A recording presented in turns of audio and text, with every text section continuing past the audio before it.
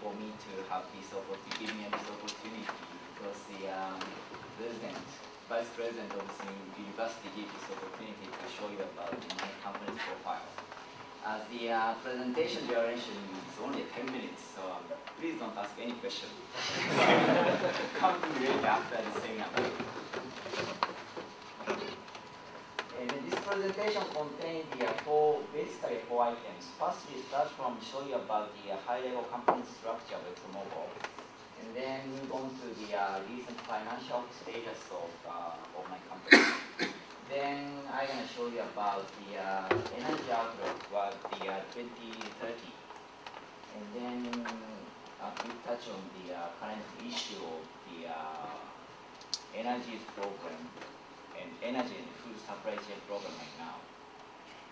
And then I want to draw the conclusion of the ExxonMobil's investment strategy right now.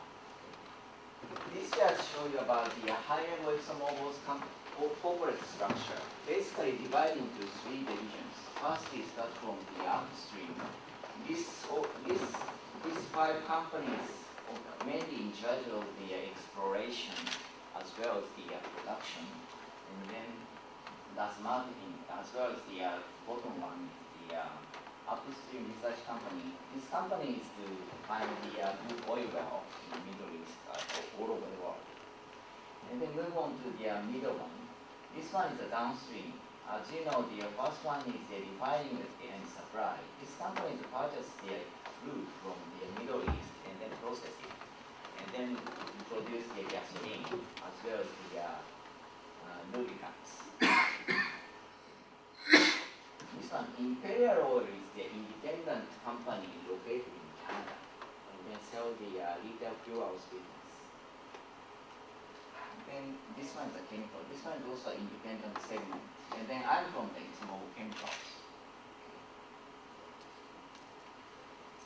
We move on to the next page. This one is the financial trend from the 2003 to 2007. As you know, the ExxonMobil is making an incredible amount of money right now. Then this black line is the net income, and then bar chart is the breakdown of the net income.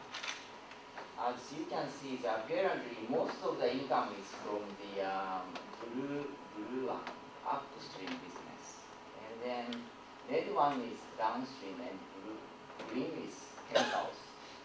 Go back to this next slide.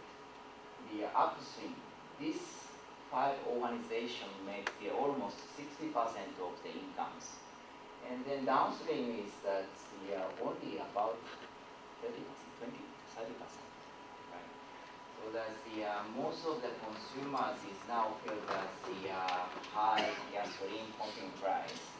But when we break it down, the net income, most of the earnings is from the crude oil trading rather than the consumer business. Okay? The chemical is a small portion, but this one is the one of the biggest chemical company in the world. Dow is the second, Shell Chemicals is the third. And this one is the energy demand outlook toward the 2030. From the left-hand side chart, even in the 2030s, we heavily rely on still the liquid energy and crude oil, and then gas is LPG and coal, and then gray one is the others. The middle chart is a breakdown of the others. When we break it down to the others, almost a half are occupied by biomass, and then orange is nuclear, and then hydro and wind and solars. You may find a lot of very big solar wind generation plant in the coastal area, and then this investment is now growing up in worldwide. But even in 2030s, almost a very small portion are occupied by the wind and solar. That is a situation for the alternative fuels, alternative energy position. Next chart is the biofuels production. Even in the 2030s, we are still relying on the crude and condensate as well as oil sand. This one is produced in Canada. And then NGL is stands for the natural gas liquid. Then biofuels, did you find this orange one on top of this one? Very small, less than 1%, only 1%. And this one is a breakdown of this 1%. Almost 1/4 of this production is Brazil, and then States, and then orange one is the Europe, and light orange color is the ROW, stands for the rest of the world. Okay? And then keep remember, only a very small portion.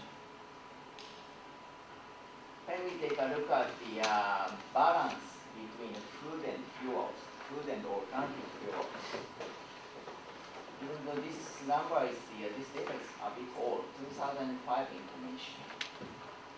Even in 2005, the biofuels consumption of corn is occupied almost 30%. But when we convert this 30% into gasoline demand, it is only 2%. Only 2%. Then I confirmed with, for this presentation with my company's colleague about the estimation of this year's percentage of the total corn crop production for the alternative fuels. This year's projection is about 28%. 28%. Huge amount of the corn to be produced for the food are now converting to gasoline. But as you know, when we convert it into gasoline, the total how to say, ratio is several percent, still a few percent, 4%, 5%. And then most of them are suffer from the high food price, as well as the developing nation is suffer from the no food. That is the situation. So that's that is my presentation conclusion, not a conclusion, but the ExxonMobil's position of the investment for the alternative fuels is very, very conservative. Very, very conservative.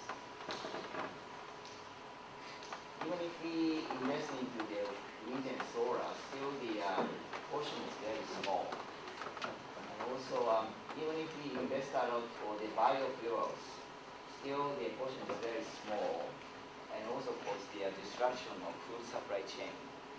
So even though BP or Shell are eager to find the alternative fuels and the investment a lot into this area, but ExxonMobil is still to focus on the finding new oil well in the Middle East, or especially for East Europe, Europe nations. That is the position. This one is just for your information because most of the audience are the Japanese. This one is the market share for Japan. NOC, Nippon Oil Corporation, Nippon Oil occupied almost 1/4, and then ExxonMobil's group is